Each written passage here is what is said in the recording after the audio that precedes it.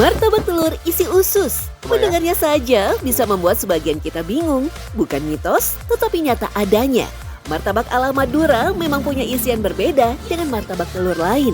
Skill mengolah usus menjadi martabak seolah juga melengkapi kehandalan masyarakat Madura mengolah jeroan.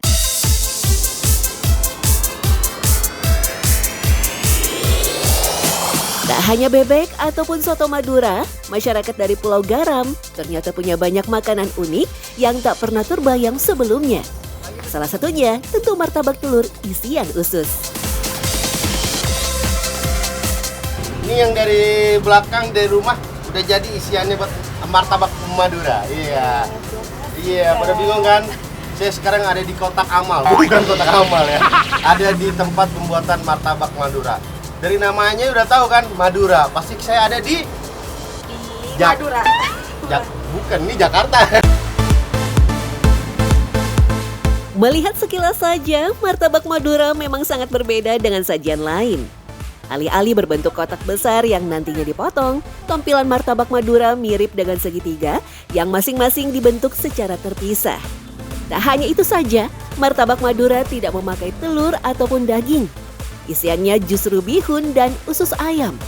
Meski terlihat sederhana, ada banyak proses yang harus dilakukan sebelum hidangan martabak Madura disajikan.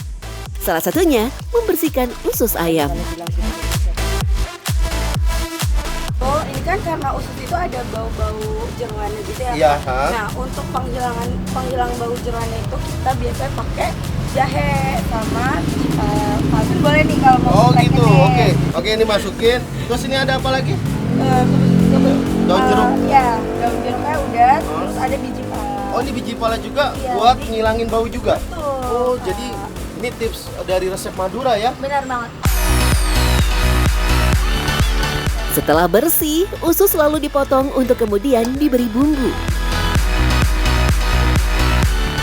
Kalau jeroan atau nggak makanan Madura itu tipikalnya kayak gimana sih bumbunya? Kalau misalkan bumbu-bumbu pada umumnya kan kayak dia nggak warna kuning kan. Iya. Kalau kita ini warna kuning karena kuat di kunyit sama di cabenya. Jadi itu Oke. warnanya jadi pekat kan. Oh gitu, kok soal rasa gimana rasa? Kalau soal rasa dia lebih ke pedes sih biasanya. Oh. Kalau Madura kan gitu ya khasnya pedes. Atau boleh dicoba dulu nih kan. Oh boleh. Oke, jadi dia cita rasanya pedas ya? Iya benar. Ah ini kita coba nih yang udah matang kan? Udah matang dong. Kita coba ya.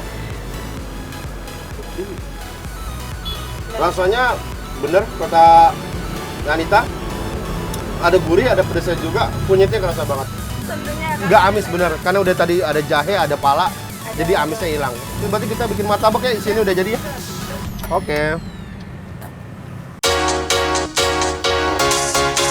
Layaknya martabak lain, martabak Madura juga memakai adonan sebagai pembungkus isian.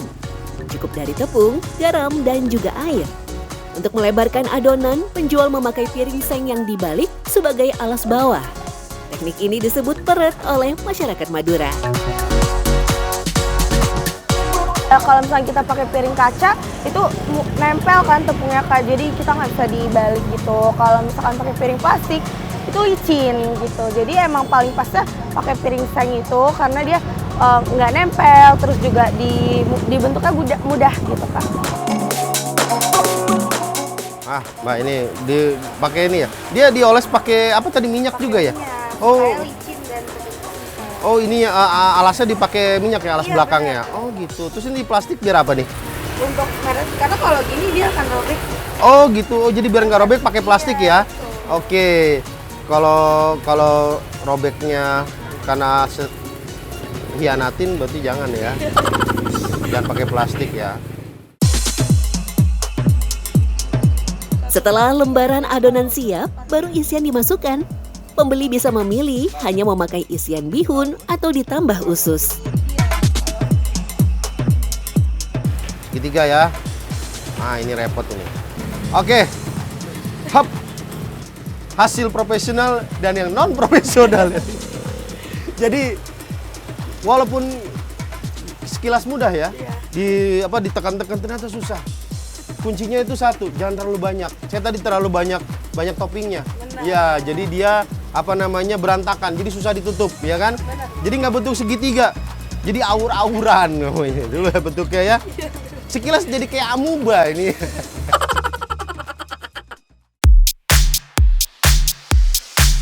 Uniknya, martabak Madura tidak memakai minyak sama sekali untuk menggoreng. Meski begitu, rasanya dijamin tak akan kalah gurih. Pasalnya, para penjual biasa menambahkan gaji atau lemak sapi beku sebagai penguat rasa dari martabak Madura. Madura itu lebih ke kayak nggak mau ada yang sayang gitu, tersisa gitu kan. Jadi kita memanfaatkan apa yang ada nih, misal kita sembelih kambing atau sembelih sapi, itu semua dimanfaatkan, dimasak supaya apa? Supaya lebih enak dan juga kreativitasnya juga lebih ada, hasilnya juga lebih ada. Jadi semakin kesini dia menjadi kebiasaan. Tak bisa dipungkiri, jeroan memang menjadi salah satu nadi dari khasanah kuliner Madura. Bahkan jika Anda memesan nasi campur Madura, niscaya lauk yang didapatkan adalah babat alias jeroan sapi. Bahkan Jason yang asli Surabaya pun tak segan untuk menambahkan babat pada sajian nasi campurnya. Ini kalau kita persnya orang Surabaya nih, yang kenal sama orang Madura, itu buat masak babat atau goreng babat, ada tipsnya nggak sih? Ada, minyaknya harus banyak, apinya harus besar, terus minyaknya harus juga panas sih. Oh gitu ya? Iya, terus gorengnya jangan lama-lama. Soalnya tadi atos. Atos itu Keras. Oh keras. Ya. Berbeda dengan sajian berbahan kuah seperti soto, babat goreng memang punya kesulitan tersendiri. Menggoreng terlalu lama akan membuat teksturnya alot dan susah untuk digigit ataupun dikunyah. Tetapi kesulitan mengolah babat tidak hanya sekedar membuatnya menjadi empuk. Nah, babat ini kan ada bau khasnya ya, yang kalau bahasa Jawanya itu lebus. Oh, lebus. Lebusnya itu. Nah, itu baunya itu yang banyak orang nggak suka. Nah, itu harus dicuci berulang kali, direbus berulang kali sampai baunya benar-benar hilang. Terus diungkep sama bumbu Madura kuningnya itu, ya itu supaya hilang baunya. Dalam catatan sejarah tertulis, penggunaan jeroan atau bagian dalam hewan seperti hati, limpa, paru, usus, dan babat sudah dikenal sejak masa kolonial. Dalam naskah-naskah kuliner kuno dari masa Hindia Belanda, disebutkan bahwa masyarakat pesisir Madura sering memanfaatkan seluruh bagian hewan ternak, tidak terkecuali jeroan. Hal itu dilakukan sebagai bentuk penghormatan terhadap hasil sembelihan dan juga bentuk falsafah tidak ada yang boleh terbuang. Nah kalau campur Madura, bedanya sama nasi campur yang lain ada apa aja mas? Kalau di sini sih kami ya kombinasi sendiri ya, isinya ya cumi, babat sama kerengkengan daging. Oh gitu, jadi Ya. kalau nasi campur Madura itu tergantung daerahnya ya, beda-beda ya.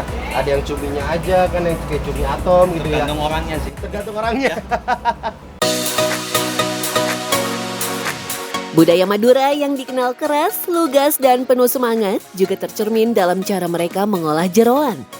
Bumbu khas Madura seperti petis, cabai rawit, bawang merah putih, serta perasan jeruk nipis atau belimbing wuluh menjadi elemen penting yang membuat olahan jeroan terasa tajam namun menyegarkan. Tak heran sambal pencit alias mangga muda menjadi salah satu teman lauk paling setia termasuk di nasi campur Madura.